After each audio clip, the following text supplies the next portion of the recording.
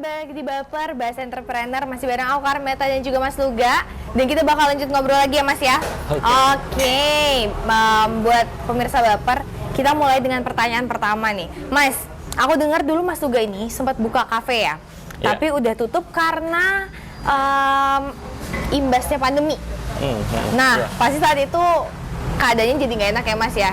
Pasti kalau misalnya buka bisnis, kalau misalnya ada kejadian itu kan nggak terduga ya, Mas ya. Nah, caranya Mas Luga untuk bangkit dan memulai kembali berbisnis itu apa sih, Mas? Caranya adalah punya istri. Jadi disemangatin istri aja gitu.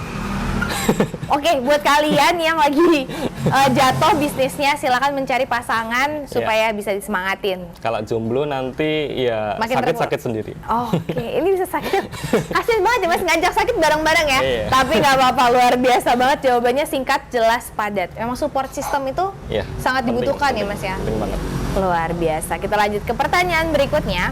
Mas, strategi marketing apa yang Mas Luga gunakan untuk membuat konsumen atau bahkan calon konsumen tertarik untuk membeli produknya Mas Luga? Apa hal yang bikin produk Mas Luga ini beda dari produk yang lain? Sebenarnya produkku nggak beda dari yang lain. Cara yang aku kasih supaya konsumen beli adalah aku ngerti apa yang mereka inginkan. Aku menyelesaikan masalah mereka. Sesimpel itu. Jadi kayak misalnya waktu catering itu aku dulu waktu kuliah aku ikut kepanitiaan gitu kan, kepanitiaan organisasi. Nah di situ aku ngerasa agak sulit tuh dapat catering yang mudah gitulah, yang mudah untuk apalagi untuk teman-teman mahasiswa ya. Iya, apalagi aku dari luar kota gitu kan. Nah akhirnya di situ aku coba nih penuhi kebutuhan mereka, kebutuhan mahasiswa itu. Aku di sini udah hadir di Instagram, itu kan mempermudah juga. Kemudian ada nomor WhatsApp yang fast respon, admin yang fast respon, itu mempermudah juga. Aku punya tester yang bisa diantar sampai tempat. Aku punya catering yang bisa diantar sampai tempat. Jadi itu benar-benar mempermudah, itu yang mereka inginkan. Setelah itu ya mereka beli aja gitu. Wow, luar biasa sekali. Memecahkan masalah ya, Mas ya? Iya. Karena pasti konsumen juga, mereka pasti akan selalu datang dengan masalah ya? Iya, ujung-ujungnya semua bisnis harus punya problem yang harus diselesaikan. Wow, gitu. Luar biasa sekali. Mas Luga, kira-kira usaha apa sih Mas Luga yang dilakukan Mas Luga ketika omset penjualan produk-produknya Mas Luga itu lagi nggak stabil gitu kan? Pasti kan ada fase di mana naik, turun, atau tiba-tiba naik turunnya ekstrem gitu ya. Itu gimana sih, Mas? Yang dilakukan adalah belajar. Karena aku percaya kalau misalnya rezeki kita itu ya sesuai dengan kapasitas kita gitu. Ketika kita nggak belajar, ya rezeki kita gitu-gitu aja. Kalau misalnya belajar, kita memperbesar gelas kita gitu ya. Akhirnya wadahnya kan airnya kan bisa semakin banyak. Kalau gelasnya kecil ya airnya sedikit. Itu aja, simpel sih sebenarnya. Mas, ini jadi pertanyaan buat aku ya. Tadi kita sempat bahas di segmen pertama tuh Mas Luga bilang bahwa penelitian mengatakan bahwa 7-14 kali ya baru bisa dikatakan sukses. Sukses besar ya.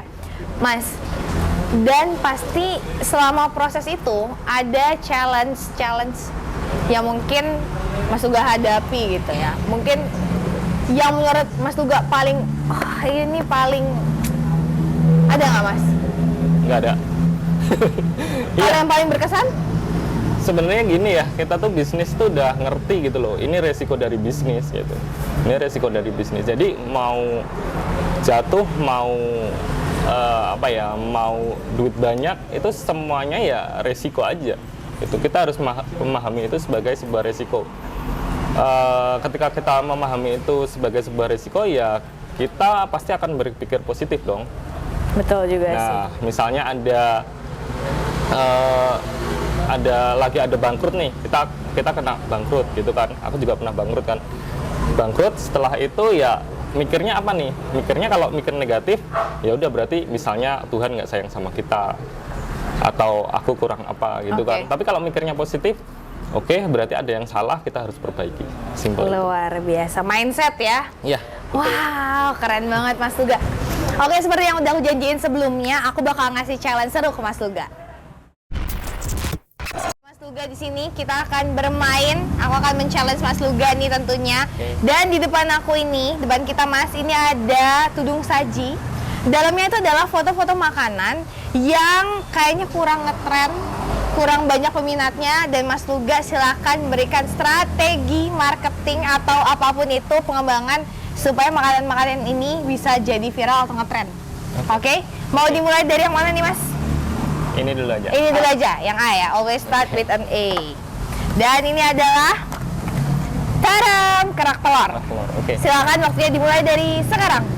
Kerak telur ini salah satu makanan tradisional yang misalnya kita rebranding, mungkin bisa kita coba untuk macam-macam topping ya kan, karena kalau ini kan toppingnya original itu kelapa ya kalau nggak Iya, salah. benar. Kita bisa coba berbagai macam topping, mungkin bisa jadi lebih diterima oleh yang generasi milenial dan di bawahnya. Kayak gitu. Oke, luar biasa. Next, kita ganti langsung nih Mas, kerak telur sudah. Kita lanjutkan ke yang B. Oke, ini adalah nasi megono. Makanan khas mana nih Mas? Makanan khas Pati ya kalau nggak Pati salah kali ya. Oke. Ya. Silakan Mas. Nasi megono ini nasi yang merakyat ya, karena murah banget harganya. Mungkin kita bisa setting untuk tempat yang lebih nyaman. Kemudian nasinya sama aja, kontennya sama aja, cuma tempatnya aja ya dibuat yang lebih nyaman. Karena kalau tradisional kan biasanya tempatnya ya udah gitu-gitu aja gitu. Mempertahankan tetap si nasi megono tetap kayak gini ya. Iya. Oke, nasi megono dan the last one kita ada my favorite, semur jengkol. Sebenarnya kalau semur jengkol itu nggak sepi peminat ya, karena aku jualan ini dan bisa laku 100 kilo sehari. 100 kilo 100 sehari. kilo sehari. Jadi yang perlu kita cari adalah target market yang tepat aja, niche yang tepat aja. Kalau itu udah ketemu, jualannya gampang. Oke, luar biasa. Dan sudah selesai. Luar biasa sekali, tepuk tangan dulu. Tepuk tangannya mana nih pemirsa? Nah, terima kasih. Saya kebetulan bawa penonton bayaran dari Mpo Eli, ada sekitar 2.000 orang di sini ya. Dan Mas, luar biasa, jawabannya sangat-sangat menginspirasi kita. Habis ini kita break dulu sebentar. Nanti aku mau ngasih resep ide jualan yang simple dan kekinian buat sober di rumah.